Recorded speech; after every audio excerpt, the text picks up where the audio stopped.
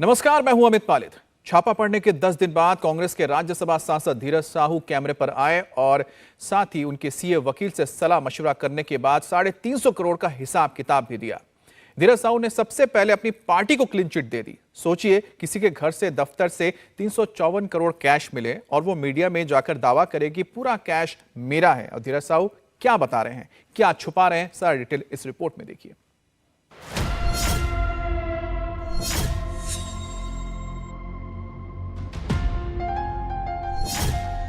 धीरज साहू के पास का नोट छापने की मशीन है।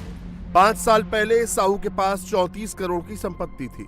5 साल बाद 354 करोड़ की नकदी कैसे जमा कर ली। और यह मेरा पहला ऐसा वारदात हुआ मेरे साथ में। इससे मेरे दिल में काफ़ी चोट पहुंची है, क्योंकि मैं हमेशा चाहता था कि मेरे पर कोई विवाद ना हो, लेकिन आज विवाद खड़ा हो गया तो मुझे मजबूरन अपना और अपने परिवार के बारे में मैं जानकारी देना चाहता हूं। हमारे पिताजी स्वर्गीय राय साहब बलदेव साहू, वो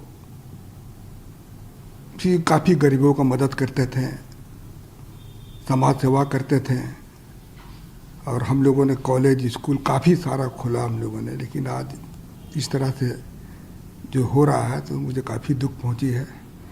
और मैं दावे के साथ कह सकता हूं कि जो पैसा पकड़ाया है वो मेरा फर्म का पैसा है। हम लोग शराब का व्यवसाय में तकरीबन हम सोचते हैं कि 100 साल से भी ऊपर हो चुका है। धीरज साहू की कमाई की सच्चाई और काला को सफेद करने का जादू पूरा हिंदुस्तान जानना चाहता है। साहू ने 2018 में राज्यसभा के चुनाव का पर्चा भरते हुए बताया था कि उनके पास कुल 34 करोड़ की संपत्ति है, 2 करोड़ का कर्जा है और कमाई सालाना 1 करोड़ है। 5 साल में साहू ने किस जादू से 34 करोड़ को 354 करोड़ कर लिया। अगर सालाना 1 करोड़ की कमाई जोड़ दें तो संपत्ति करीब 39 करोड़ होनी चाहिए। अगर इसमें 7% ब्याज भी जोड़ दें तब भी आंकड़ा 50 करोड़ से ऊपर नहीं पहुंचेगा। तो फिर कांग्रेस सांसद धीरज साहू के ठिकानों पर नोटों का पहाड़ कैसे जमा हो गया? क्या धीरज साहू ने शराब के धंधे में हेराफेरी की? जितना माल बेचा उतना बही खाते में नहीं दिखाया। शराब कारखानों में जितने पौवे अद्धे पैक किए उससे कई गुना कम दिखाए। इसमें कुल हम लोग 6 भाई थे, 6 भाई हैं और उनके बच्चे लोग भी हैं। आज बच्चे लोग सब व्यवसाय से जुड़े हुए हैं और हमारा 100 साल से भी ऊपर का जो कंपनी है या फिर ये पुराना ये बिजनेस है। और हम ये जो कैश का जो पकड़ा गया है ये हमारे व्यापार शराब से संबंधित फर्मों का पैसा पकड़ा गया है। हमारा परिवार पिछले 100 साल से अधिक से चलता आ रहा है तथा हमारा जो भी कारोबार है वो बिल्कुल पारदर्शी है।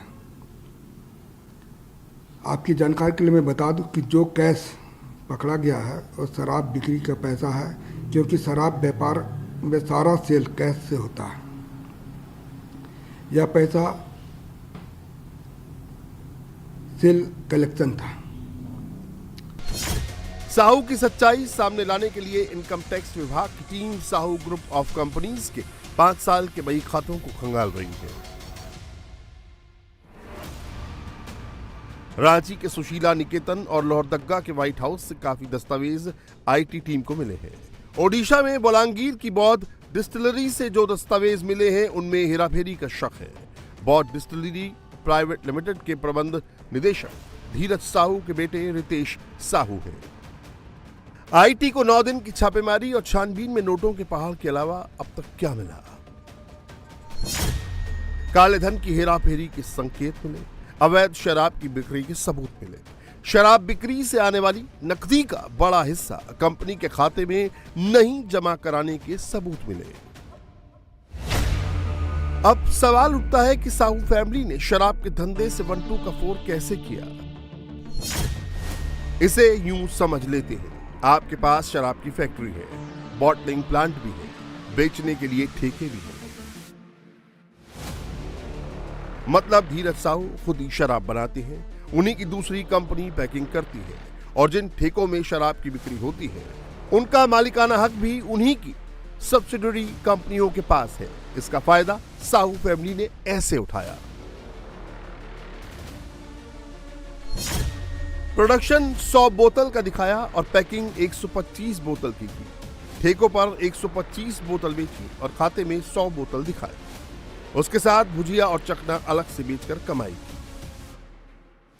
यह पैसा को कांग्रेस पार्टी तथा अन्य राजनीतिक दलों से कोई इस पैसे का कोई संबंध नहीं है, जो कि चर्चा में आया है, तो इसके बारे में भी बता दे रहा हूँ। ये पूर्ण रूप से हमारे कंपनी का पैसा था और ये कैश का भी मैं जिक्र किया, वो कैश से ही हमारा व्यापार चलता है डेली। आप लोग भी जानते होंगे शराब जहाँ जहाँ भी बिजनेस होता है वो कैश का ही बिजनेस होता है, तो वह कैश का ही यह बिजनेस है हमारा। और मैं हमारे फर्म के बारे में बता देता हूँ कि बलदेव साहू, शिव प्रसाद साहू एंड सन्स के नाम से हमारे है। दूसरा है रितेश साहू। ये तीनों फर्म हमारे रिश्तेदार के हैं।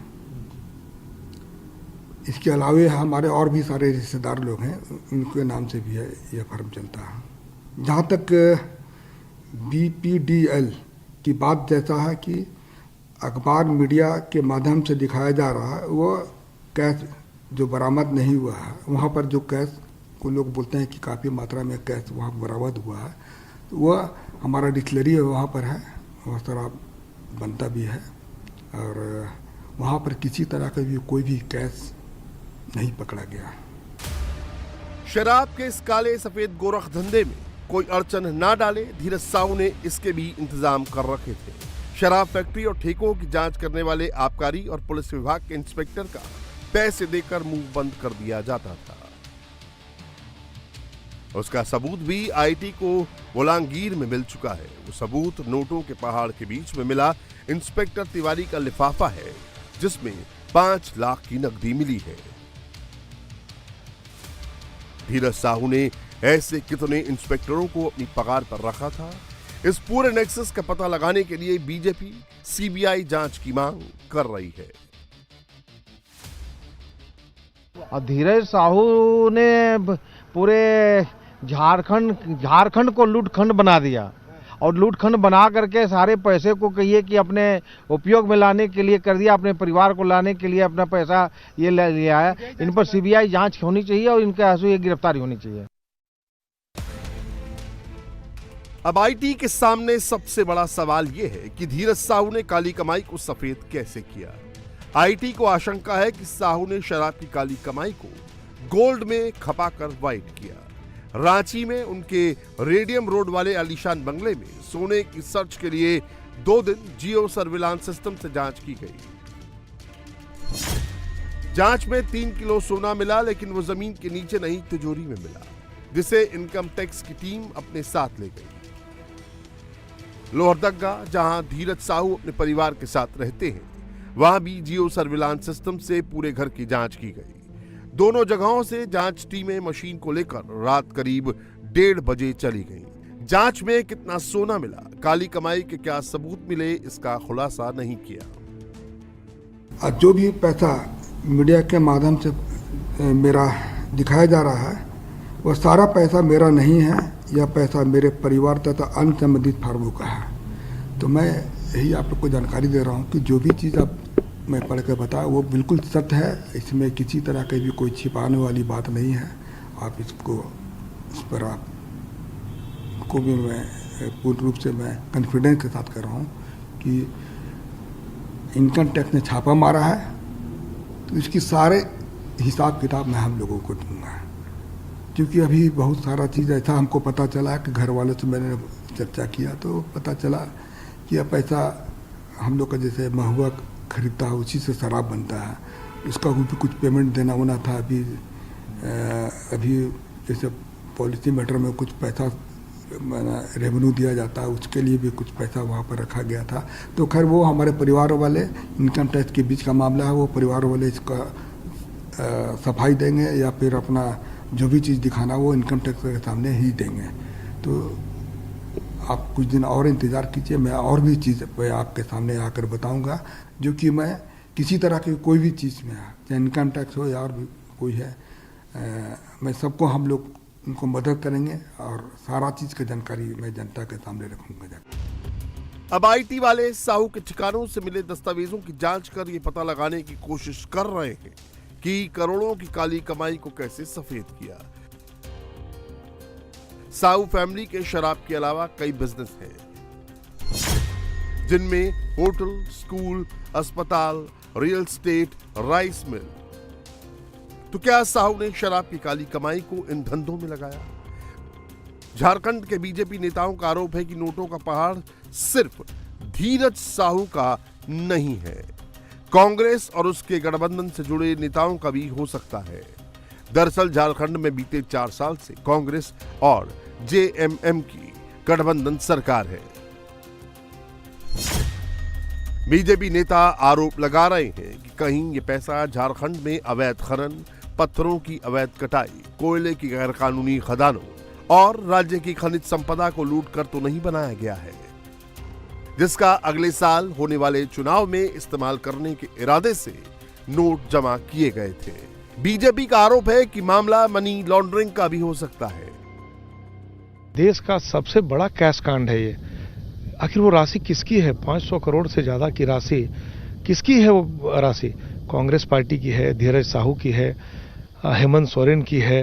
हेमंत सोरेन के 4 सालों में जो खजाना की चोरी हुई, पत्थरों की लूट हुई, बालू की लूट हुई, कोयले की चोरी हुई, बड़े पैमाने पे बड़े बड़े अधिकारियों की ट्रांसफर पोस्टिंग हुई, उससे जो उगाई हुई वो राशि किसकी है? कांग्रेसी चाहे जितना भी जो भी कहें, ये झूठ का पुलिंदा है, ये कांग्रेसी चोर हैं, ये महाचोर हैं। इस प्रकार के लोगों से देश को बचने की आवश्यकता है। मैं तो आग्रह करता हूं भारत सरकार से कि बहुत विलंब हो रहा है, ईडी को इंटरवेन करना चाहिए, और कहीं हो सकता है कि मनी लॉन्ड्रिंग का भी मामला हो, तो ये विषय बहुत ही गंभीर है। 6 दिसंबर के बाद से धीरज साहू गायब है। कांग्रेस और गांधी परिवार के साथ उनका कनेक्शन कितना मजबूत है, इसका अंदाजा इस बात से लगाया जा सकता है कि धीरज साहू 2 बार लोकसभा का चुनाव हार गए। इसके बावजूद कांग्रेस उन पर मेहरबान रही। उन्हें 3 बार राज्यसभा का टिकट दिया और जिताया भी। पहली बार 2009 में, दूसरी बार 2010 में और तीसरी बार 2018 में। धीरज साहू और कांग्रेस के रिश्तों पर सोशल मीडिया पर मीम्स भी खूब चल रहे हैं। लोग पूर्व प्रधानमंत्री मनमोहन सिंह के उस बयान पर चुटकी ले रहे हैं जिसमें उन्होंने कहा था, पैसे पेड़ पर नहीं उगते। लोग उसे इस तरह घुमा रहे हैं कि पैसों के लिए घोटाले करने पड़ते हैं। 300 करोड़ से ज्यादा राशि आपके ठिकानों से बरामद हो रहा है। ये पैसे किस लिए थे? इन पैसों का स्रोत क्या है? हमने बार बार कहा है कि ये पैसे धीरज साहू के नहीं हैं, बल्कि ये पैसे श्रीमती सोनिया गांधी और श्री राहुल गांधी के पास जाने के लिए थे। ये पैसे यहाँ से जाते हैं, पहले भी ऐसा होता रहा है। तो मैं कहूँगा कि अभी कांग्रेस सरकार में है, तो कांग्रेस जो पैसे यहाँ से वसूल करके, और ये सारे पैसे सोनिया परिवार राहुल जी के यहाँ जाना था, जिसको पकड़ में आ गया है। और मुझे लगता है कि कहीं ना कहीं इनके पास ज्वेलरी भी भारी संख्या में होगी, जिसका अभी तक कोई हिसाब किताब आया नहीं है। तो यहाँ पर उठता है कि आप अपने हल्फनामे में 34 करोड़ रुपए दिखाते हैं, और इतनी भारी भरकम राशि जो भारत के इतिहास में पहली बार बरामद हुई है, तो चौंकाने वाली तो है ही। हम लोग मांग कर रहे हैं कि इसको ईडी अपने हाथ में ले और सीबीआई भी हाथ में लेकर जांच करे। धीरज साहू के पिता बलदेव प्रसाद साहू पंडित नेहरू के करीबी लोगों में थे। वो झारखंड के धनाढ्य लोगों में गिने जाते थे।